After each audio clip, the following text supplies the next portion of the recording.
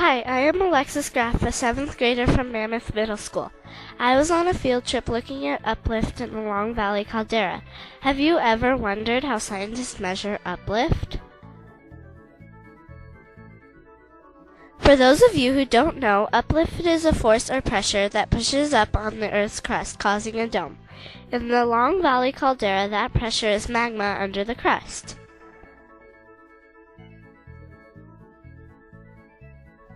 I am here with Dr. Wilkinson, a geologist from the United States Geological Survey.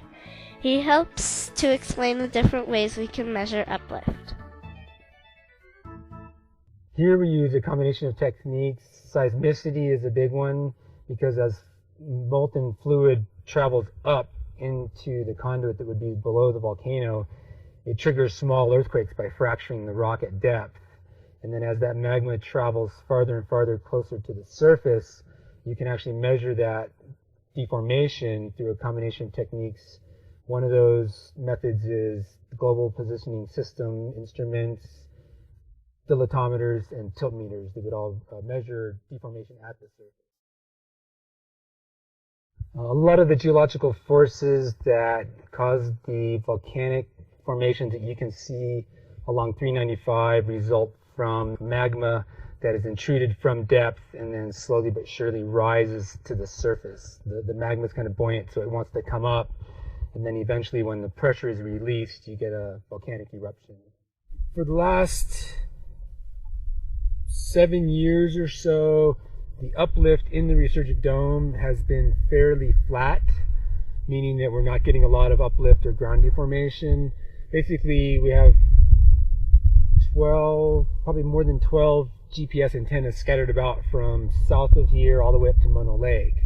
And with this network of GPS instruments, if any of them start either going up or down or sideways, since we have the network, we can basically measure the distance between all of the GPS antennas, and then we can measure whether the ground is deforming up or if it's subsiding or what kind of activity we're getting.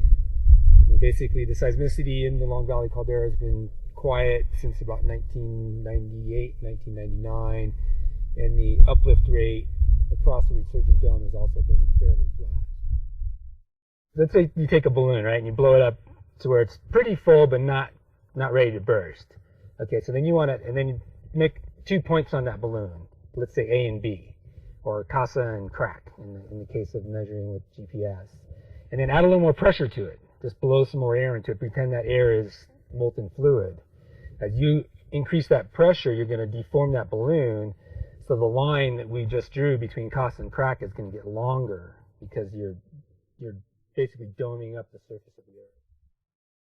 Thanks, Dr. Wilkinson. It sure was nice of you to take the time to explain how you monitor activity in the Long Valley caldera. Wow, that field trip was fun, but I'm so ready for a nap. Goodbye.